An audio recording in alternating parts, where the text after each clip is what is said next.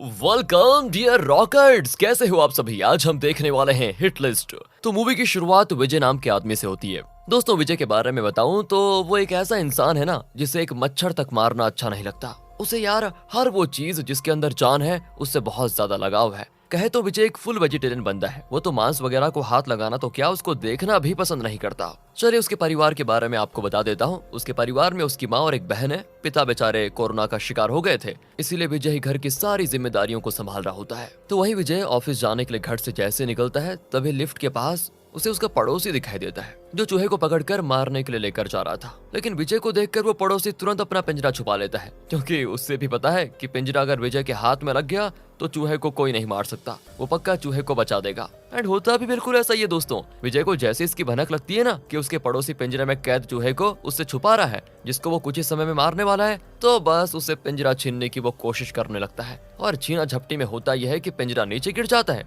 और होता यह है कि वो फरार कहाँ होता है पता है, सीधे उसे पड़ोसी के घर में वापस जाता है। अब ये देखकर बेचारा पड़ोसी एकदम परेशान कि किस गधे से पंगा पड़ गया मेरा। अगर ये विजय ना होता ना तो कब का इस चूहे को मैं मार चुका होता। लेकिन अब लगता है कि सारी जिंदगी इस चूहे को झेलना पड़ेगा। लेकिन इस विजय को देखिए दोस्तों, खुश होकर मस्त वहां से ऑफिस के लिए निकल जाता है कि चलो किसी की तो जान बच गई आज। दूसरी ओर हम एसीपी रमाकांत को देखते हैं, जो काली नाम के बहुत ही खतरनाक गुंडे के घर जा रहा होता है। एंड ये देखकर पूरे इलाके के गुंडे जो काली के चेले हैं ना, वो रमाकांत की गाड़ी के पीछे लग जाते हैं, ताकि अगर रमाकांत काली को अरेस्ट करने की कोशिश करे तो वो सभी मिलकर रमाकांत का वहीं पर खेल खत्म कर दे। रमाकांत के साथ मौजूद बाकी पुलिस वाले भी काफी डरे हुए होते हैं, क्योंकि ये गुंडे सच में बहुत हरामी है, काफी खतरनाक। लेकिन रमाकांत को दोस्तों इससे कोई फर्क ही नहीं पड़ता। वो तो काली के घर बिल्कुल बादशाह की तरह जाता है और अपने साथी ऑफिसर को गन देकर कहता है, जो भी काली का चेला अंदर आने की कोशिश करे उसे वहीं पर ठोक देना, तब तक मैं जरा काली से बात करके आता हूँ। अब रमाकांत काली के पास आकर उसको काफी सारी फाइल्स दिखाता है, जिसमें काली के खिलाफ एफआईआर दर्ज थी। उसके हिसाब से काली ने अब तक 36 हत्या कर ली है दोस्तों। रमाकांत कहता है कि देखो, मैं यहाँ पर नया नया ज्वाइन हुआ हूँ, तो तुम भी नहीं चाहते होंगे कि मेरे पहले कैदी तुम बनो, इसीलिए जैसा मैं कहता हूँ वैसा कर लो। एंड तभी काली को होम मिनिस्टर का फोन आता है, जहाँ होम मिनिस्टर काली से कहता है कि जो रमाकांत कहता है वो कर दो, हमारी पार्टी को तुम्हारी जरूरत है और मैं तुम्हें अंदर देखना नहीं चाहता। रमाकांत काली से कहता है कि जो भी केस तुम्हारे ऊपर है उन पर नेताओं ने अच्छी सी धूल जमा दी है और मैं तुम्हारा कुछ अभी वैसे बिगाड़ भी नहीं सकता। लेकिन मैं तुम्हें आखिरी वार्निंग दे रहा हूँ, अगर आज के बाद मेरे इलाके में तुमसे लेकर कोई शिकायत आई कि तुमने वहाँ पर गुंडागर्दी करने की कोशिश की है, तो पूरे शहर के सामने घसीटकर तुम्हें जेल में लेकर जाऊंगा। इतना कहने के बाद दोस्तों रमाकांत चला जाता है। अगले सीन की बात है, काली एक बड़े बिजनेसमैन के पास आता है, जिसके कहने पर ही काली ने सबसे ज्यादा हत्याएं की थी, ताकि बिजनेसमैन के कॉम्पिटिटर्स हार जाएं और उसका बिजनेस काफी अलग तरीके पे चले। लेकिन अब वो बिजनेसमैन काली से पीछा छुड़ाना चाहता है, क्योंकि काली उसके बिजनेस का 20% मांग रहा था, इसलिए उसने ही पुलिस में काली के खिलाफ शिकायतें दर्ज करवाई थी। एंड अब इस चीज से काली काफी ज्यादा गुस्सा होता है कि मेरी वजह से इसका बिजनेस इतना बढ़िया चला और आज मुझे रास्ते से हटाने की कोशिश कर रहा है, इसे तो मैं छोड़ूंगा नहीं अब। इसीलिए दोस्तों पूरे गुस्से में काली भरे बाजार के अंदर उस बिजनेसमैन की हत्या कर देता है और वहां पर मौजूद सारे लोग सिर्फ देखते रह जाते हैं और कुछ भी करते नहीं। अब रमाकांत को दिखाते हैं तो वो अपनी पत्नी के ऐप लॉन्चिंग सेरेमनी में आता है और इस ऐप को उसी कंपनी ने बनाया जिसमें विजय काम करता है, इसलिए वहां पर विजय की मुलाकात रमाकांत से भी हो जाती है। जैसे सेरेमनी खत्म होती है तो विजय घर जा रहा होता है, तभी कोई अनजान इंसान उसे फोन करके कहता है, तुम्हारी बहन और माँ मेरे कब्जे में है, इसलिए जैसा मैं कहता हूँ वैसा ही करो, वरना अगले दिन उनकी बॉडी तुम्हारे पास पहुंच जाएगी तो देखो ये बेकार हो जाएगा। दोस्तों ये सुनकर विजय घबरा जाता है कि ये क्या हो गया 2 मिनट में ही। वो तुरंत रमाकांत को उस फोन कॉल के बारे में बताता है। रमाकांत कहता है कि जरूर कोई प्रैंक कॉल होगा, एक काम करो वो नंबर मैं ट्रेसिंग पे लगा देता हूँ और एक ऑफिसर को तुम्हारे घर भेज देता हूँ, ताकि अगर वहाँ कुछ हुआ तो तुम्हें नुकसान कोई नहीं पहुंचा पाए। इसलिए विजय उस ऑफिसर के साथ घर आता है, जहाँ उसकी माँ और बहन मौजूद नहीं होते। विजय तो सारे रिश्तेदार जानने पहचानने वालों को फोन करके अपनी बहन और माँ के बारे में पूछता है, लेकिन किसी ने भी उनको नहीं देखा होता। इसका मतलब साफ है कि वो फोन कॉल कोई प्रैंक नहीं था, बल्कि सच में उनका अपहरण हो चुका है। दूसरी ओर सीसीटीवी फुटेज के जरिए पुलिस वालों को विजय की माँ की गाड़ी मिल जाती है, लेकिन उसमें कोई मौजूद नहीं होता। पास ही में रहने वाला एक आदमी आकर पुलिस वालों को बताता है कि कुछ टाइम पहले ना जब मैं यहाँ पर आया था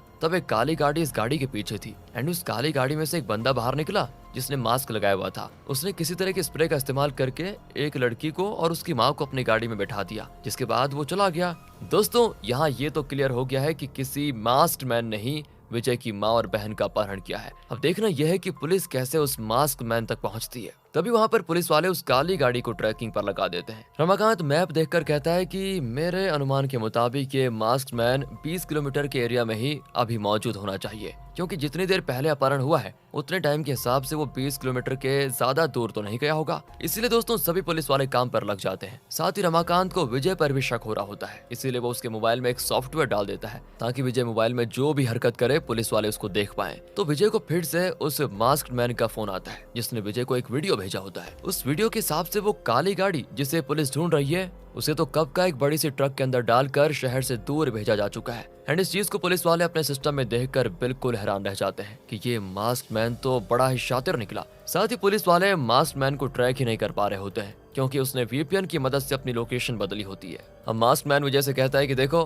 मैं तुम्हें बाद में कॉल करूंगा और जैसा मैं कहूंगा वैसा तुम्हें करना ही होगा, वरना तुम्हें पता है कि तुम्हारी माँ और बहन का मैं क्या करूंगा, बॉडी पार्ट्स भेजूंगा तुम्हारे पास। ये सुनकर विजय घबराते हुए कहता है तुम जो कहोगे मैं वो करने को तैयार हूँ, प्लीज उन्हें कुछ मत करना। इस पर वो मास्क्ड मैन मान जाता है। साथ ही विजय इसके बारे में पुलिस को कुछ नहीं बताता। पुलिस वाले विजय से कहते हैं कि तुम्हारी सेफ्टी के लिए हम तुम्हारे शर्ट पर बटन कैमरा लगा रहे हैं ताकि मुसीबत के टाइम हम तुमको बचा पाए। लेकिन दोस्तों पुलिस वालों का असल मकसद तो विजय पर नजर रखना था कि वो क्या करता है। साथ ही रमाकांत कुछ सिविल ड्रेसेस में पुलिस वालों को विजय के घर के आसपास लगा देता है, मतलब उसके पीछे। इधर विजय को मास्क्ड मैन फिर से फोन करके कहता है कि तुम्हारे बाजू में चिकन की दुकान है, वहाँ जाकर एक चिकन खरीद लो, याद रखना जिंदा खरीदना है। विजय जैसी चिकन की दुकान पर आता है वहाँ चिकन को काटा जा रहा होता है एंड ये देखकर उसको काफी अजीब लगता है क्योंकि आपको तो पता है कि वो देखता तक नहीं इन चीजों को, उसको वॉमिट आ जाती है। लेकिन उसको अपनी माँ और बहन को तो बचाना ही है, इसीलिए वो एक जिंदा चिकन पकड़कर घर लेकर आता है। अब वो मास्क्ड मैन उससे कहता है देखो तुम्हारा घर पर एक पार्सल आया होगा, जरा उसको खोल कर देखो कि उसमें क्या है।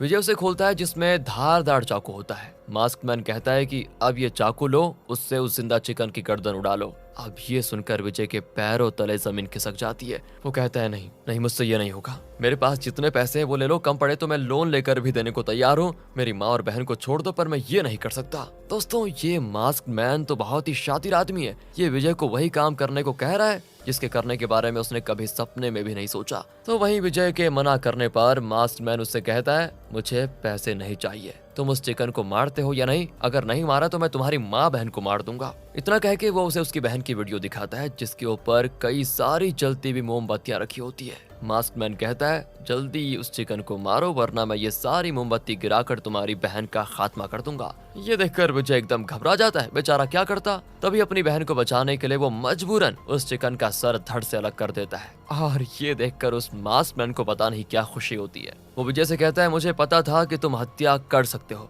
मैंने तुम्हें लगता है सही काम के लिए चुना है, कल तुम्हारा असली टेस्ट लिया जाएगा, उसके लिए तैयार रहना। इतना कहने के बाद वो कॉल कट कर देता है। ये सारी चीजें देखकर पुलिस वाले भी हैरान थे दोस्तों कि बड़ा ही अजीब साइको किलर है ये, तो आखिर करना क्या चाहता है। पुलिस वाले भी अब बड़ी जल्दी इसको पता लगाने की पूरी कोशिश करते हैं। अगले दिन की बात है, मास्क्ड मैन विजय को फिर से कहीं जाने के लिए कह देता है, तो वहीं पुलिस वाले भी विजय का पीछा कर रहे होते हैं जिसकी भनक उस मास्क्ड मैन को लग जाती है और वो तुरंत विजय को बटन कैमरा निकाल कर फेंकने को कहता है। साथ ही दूर उसकी गाड़ी खड़ी होगी, उसमें एक फोन रखा होगा, वो फोन लेना है और अपना वाला फोन वहां पर छोड़ना है, ये मास्क्ड मैन ने कहा होता है। क्योंकि मास्क्ड मैन को पता चल चुका था कि पुलिस वाले विजय पर नजर रखे हुए हैं, इसलिए दोस्तों विजय अब ऐसा ही करता है और पुलिस से पीछा छुड़ाकर वो भाग निकलता है। तो अब मास्क्ड मैन के कहने पर विजय काली के घर आता है। उसे पता नहीं था कि ये घर काली का है। मास्क्ड मैन ईयरबड्स के जरिए विजय को गाइड कर रहा होता है कि उसे काली से क्या कहना है। इसलिए दोस्तों विजय उससे कहता है मैं यहाँ तुम्हें एक बंदे को मारने की सुपारी देने आया हूँ, उसके बदले में तुम्हें काफी सारे पैसे दूंगा और उस बंदे का नाम है काली।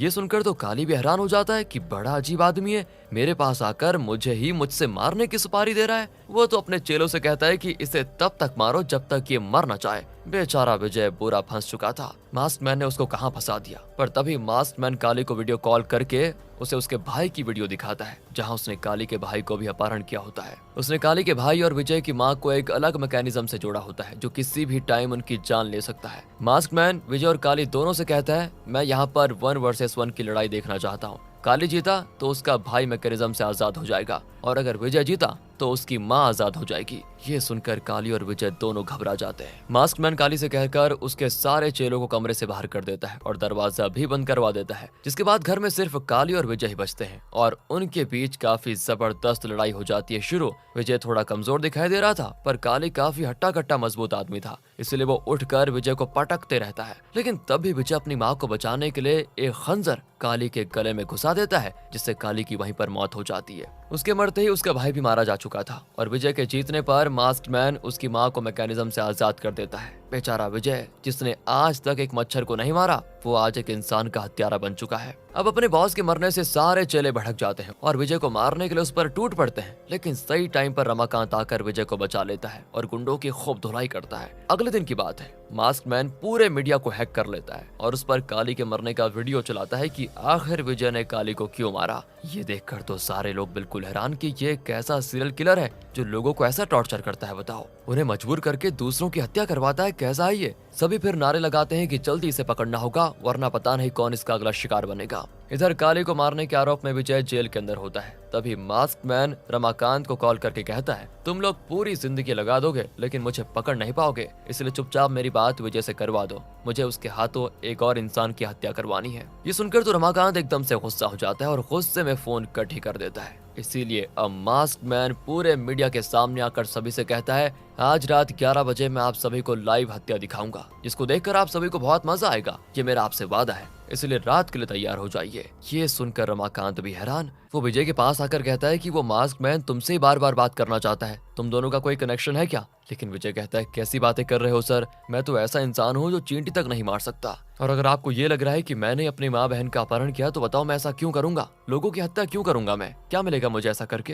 एंड इस पर रमाकांत को लगता है कि शायद विजय सही कह रहा है, इसमें विजय का कोई हाथ नहीं है। अब अगले सीन में मास्क मैन विजय से बात करने का एक नया तरीका ढूंढ निकालता है। पुलिस स्टेशन में जब विजय के पास खाना आता है ना, उसके अंदर मास्क मैन ने विजय की माँ की एक उंगली और एक मोबाइल भेजा होता है, ताकि उसके जरिए वो विजय से बात कर पाए। बेचारा विजय, जो अपनी माँ और बहन को बचाने के लिए हत्यारा बन गया, वो अपनी माँ की उंगली देखकर एकदम इमोशनल हो जाता है, इसलिए तुरंत उसका कॉल उठाता है, जहाँ मास्क मैन विजय से कहता है, देखो तुमने अभी तक सिर्फ एक इंसान को मारा है, तुम्हें एक और को मारना होगा, उसके बदले मैं तुम्हारी माँ और बहन दोनों को छोड़ दूंगा, 2 जान के बदले तुम्हारी माँ और बहन की जान बचेगी, एक से काम नहीं चलेगा। विजय भी कह देता है, देखो अभी मैं जेल में हूँ, मैं कैसे किसी को मार सकता हूँ। इस पे मास्क मैन कहता है कि उसका बंदोबस्त मैंने कर लिया है, जो खाना भेजा है उसको तुरंत खा लो। एंड विजय जैसे उसे खाता है ना, उसके अंदर पॉइजन मिला हुआ था, जिसको खाते ही जहर विजय की बॉडी में चला जाता है, इसलिए सारे पुलिस वाले तुरंत विजय को हॉस्पिटल में एडमिट करवा देते हैं। कुछ देर के बाद की बात है, जब रमाकांत और बाकी विजय को हॉस्पिटल में देखने आते हैं कि वो ठीक है या फिर नहीं,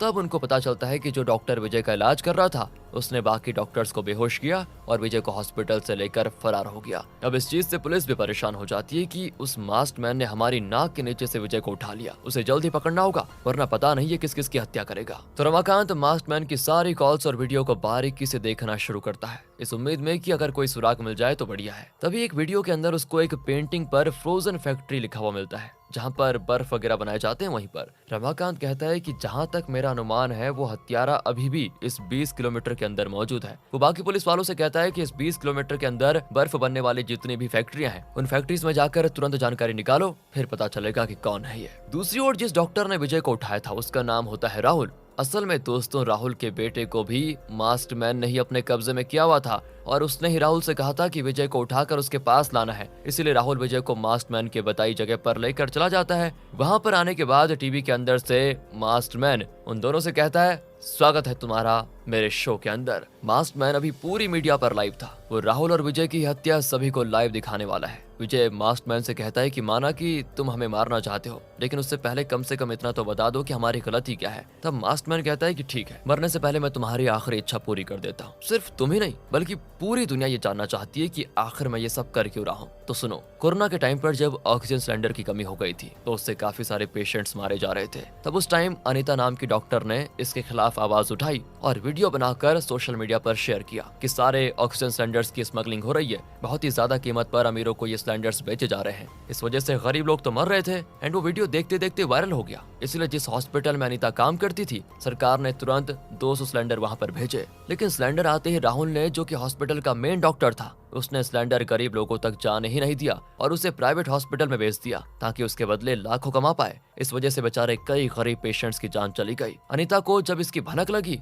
तो वो राहुल से जवाब मांगने गई। तो पता है इस राहुल ने उसका क्या किया? उसने कहा कि अगर तुम मेरे साथ नाइट स्पेंड करती हो तो उसके बदले थोड़ा बहुत ऑक्सीजन वो गरीबों में दे देगा, ये कहा उसने। और उस समय फिर राहुल की ऐसी हरकत जानकर अनीता ने उसको धमकी दी कि वो ये सारी बात मीडिया में बताकर राहुल पर केस करेगी। इस चीज से राहुल डर गया और तब उसने अनीता को रास्ते से हटाने के लिए उसे मारने के लिए सुपारी दी। और पता है वो सुपारी उसने किसे दी? काली और उसके भाई को। उन लोगों ने मिलकर उसी बिल्डिंग के नीचे अनीता की हत्या कर दी। पूरी बिल्डिंग वाले सारी चीज देखते रहे लेकिन किसी ने काली को रोकने की कोशिश तक नहीं की और ना ही वो अनीता को बचाने के लिए आ गया है। इसलिए मैंने उन सारे लोगों के नाम की चिट्ठी बनाकर हवा में उड़ा दी जो अनीता को मरते हुए देख रहे थे उनकी, ताकि जिसका नाम आएगा मैं उससे भी वही चीज महसूस करवाऊंगा जो अनीता ने महसूस की थी उस समय। और बदकिस्मती से उसमें विजय का नाम निकला, इसलिए मैंने उसकी माँ और बहन का अपहरण कर लिया ताकि उससे भी एहसास करवा पाऊं कि किसी को मरते हुए देखना कैसा महसूस होता है। ये चीज जानकर वो सारे लोग जो ये वीडियो देख रहे होते हैं उनकी आंखों में आंसू आ जाते हैं। साथ ही विजय और राहुल भी हैरान होते हैं। उन्हें अपनी गलती का एहसास हो गया था कि वो क्यों यहाँ पर मौजूद है। मास्कमैन कहता है कि इस बार के खेल का बहुत सिंपल रूल है। राहुल ने विजय को मार दिया तो उसका बेटा मैकेनिज्म से आजाद हो जाएगा, लेकिन वो अगर आजाद हो जाता है तो मैकेनिज्म से निकल रहे ब्लेड राहुल के बेटे को 2 हिस्सों में चीर देगी। उसी के साथ साथ मैंने विजय की माँ और उसकी बहन को भी एक कांच के बॉक्स में बंद करके रखा हुआ है। जब तक उसके अंदर ऑक्सीजन है तब तक वो जीवित रहेंगे। ऑक्सीजन खत्म हो गया तो बस खेल खत्म। तो इस खेल के लिए तुम दोनों के पास सिर्फ 5 मिनट का टाइम होगा। इन 5 मिनट के अंदर तुम्हें ये खेल जीतना होगा, इसलिए जल्द से जल्द एक दूसरे को बस मारने की कोशिश करो। ये सुनते ही दोनों एक दूसरे से लड़ना शुरू कर देते हैं। विजय अब पहला वाला विजय नहीं रहा दोस्तों, उसके सर पर खून सवार हो चुका था अपनी माँ और बहन को बचाने के लिए। इसलिए वो राहुल को इतना मारता है कि उसकी जान चली जाती है। तब वहाँ पर रमाकांत पहुँचता है क्योंकि उसका शक सही निकला था। 20 किलोमीटर के अंदर एक बंद पड़ी बर्फ जमाने की फैक्ट्री थी, उसी के अंदर मास्कमैन ने सभी को बंदी बनाया हुआ था। लेकिन रमाकांत के आते ही मास्कमैन वहां से भाग जाता है, जिसके बाद रमाकांत विजय की माँ और बहन के साथ राहुल के बेटे को भी बचा लेता है। और अब न्यूज में बताया जाता है कि विजय ने जो भी हत्या की वो सिर्फ अपने परिवार को बचाने के लिए की। इसलिए कोर्ट ने यह फैसला सुनाया कि उस पर से सारे आरोप खारिज करके उसे जल्द ही बाइज्जत बरी कर दिया जाए। तब जेल में विजय से मिलने के लिए रमाकांत आता है। वो उससे कहता है कि तुम्हें पता है, मुझे एक ट्विस्ट के बारे में पता चला है कि मास्टरमैन जितने भी वीडियो कॉल करता या मीडिया पर लाइव आता वो सिर्फ उसके बनाए हुए रिकॉर्डेड वीडियो थे। उस टाइम वो लाइव नहीं होता था क्योंकि जब मैं फैक्ट्री में आया तब भी उसकी लाइव वीडियो चल रही थी, जबकि उस टाइम वो भाग चुका था। जिसके बाद मैंने देखा कि मास्कमैन ने तुम्हारी माँ और बहन का ऑक्सीजन लेवल इतने पर सेट किया था कि उससे उनका दम तो घुटेगा लेकिन जान नहीं जा पाएगी। उसके बाद राहुल के बेटे के लिए भी उसने नीचे एक रॉड रखी थी कि कोई भी क्यों ना जीते वो ब्लेड राहुल के बेटे को नहीं काटती। उसके साथ साथ तुम्हारी माँ की उंगली की रिपोर्ट आई है, उसके हिसाब से उंगली काटने से पहले उंगली को इंजेक्शन देकर शून्य किया गया। उसके बाद बड़े आराम और सावधानी के साथ उंगली काटी गई। ऐसा तो सिर्फ वही इंसान कर सकता है जो नहीं चाहता हो कि उंगली काटने पर उन्हें तकलीफ हो, और वो इंसान तुमसे बढ़कर कौन हो सकता है। साथ ही वो मास्कमैन हमेशा कहता था कि कर्मा इज बूमरैंग, यानी कि कर्मा तुम्हारे पास घूमकर जरूर आएगा। और यही डायलॉग मैंने तुम्हारे मुंह से भी सुना है। मेरे दोस्त, बड़े अच्छे एक्टर हो तुम, क्योंकि वो मास्कमैन कोई और नहीं बल्कि तुम हो। बहुत बढ़िया प्लान बनाया तुमने, अपने दुश्मनों को दुनिया के सामने मारने का, दुश्मनों को रास्ते से हटा दिया, वाह। और साथ ही साथ दुनिया के सामने हीरो भी बन गए। ये सुनकर विजय भी हैरान रह जाता है कि मेरी पोल तो रमाकांत सर ने खोल दी है। और अब पोल खुल जाने पर विजय बता ही देता है कि जी सर, मैं ही वो मास्कमैन हूँ। ये प्लान मैंने मेरी माँ और बहन के साथ मिलकर बनाया था। पूरे 2 साल लगे मुझे इस प्लान को बनाने में। जिस अनीता को राहुल ने मरवाया वो मेरे ही पड़ोस में रहती थी। वो बेचारी अनाथ थी, इसलिए मेरे माता पिता ने बचपन से उसे अपनी बेटी की तरह पाला। उसके साथ ऐसा कोई करेगा तो मैं कैसे चुप रह सकता था। मैं एक ऐसे पिता का बेटा हूँ जिसने कोरोना के टाइम खुद का ऑक्सीजन मास्क निकालकर एक प्रेग्नेंट महिला को दे दिया था ताकि वो बच जाए। महिला तो बच गई लेकिन मेरे पिता की जान चली गई। जब मेरे पिता किसी अनजान के लिए इतना कर सकते हैं तो मैं अनीता के लिए इतना क्यों नहीं कर सकता। जिस टाइम अनीता को काली और उसके भाई मार रहा था ना, उस टाइम मैं और मेरा परिवार हॉस्पिटल में था, इसलिए मैं अनीता को बचा नहीं पाया। लेकिन आज मुझे खुद पर गर्व है कि मैंने अपना प्लान पूरा कर लिया और अनीता को इंसाफ दिलाया। ये जानकर रमाकांत विजय से कहता है, देखो ये फाइल है, इसमें तुम्हारे खिलाफ सबूत है कि तुम ही मास्कमैन हो। चलो मैं तुम्हें 2 ऑप्शन देता हूँ, चाहो तो इस फाइल को जलाकर हमारे साथ सीक्रेट एजेंट बनकर काम करो, या फिर मैं ये फाइल कोर्ट में पेश कर देता हूँ, फैसला तुम्हारा होगा। ये सुनकर विजय पहले ऑप्शन को चुनते हुए सीक्रेट एजेंट बनने के लिए तैयार हो जाता है। और इसी मिक्स फीलिंग के साथ ये मूवी यहाँ पर खत्म हो जाती है। बाकी दोस्तों वीडियो कैसी लगी आपको कमेंट करके बता दीजिए। मिलते हैं अगली वीडियो में, ध्यान रखेगा अपना and finally thanks for watching.